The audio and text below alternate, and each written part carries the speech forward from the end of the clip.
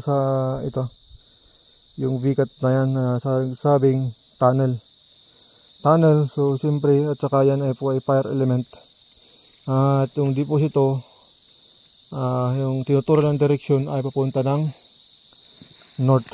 So kasi nasa south tong bato, nasa south ako ngayon, papunta tayo ng north.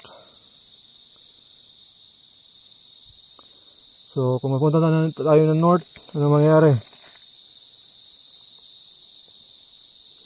Tatamaan natin yung deposito doon.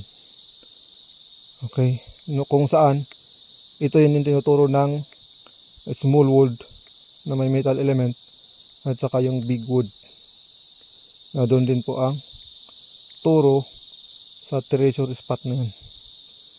Okay, na may dinetect din natin yan. Okay, at meron dyang deposito. Okay, so yan na po.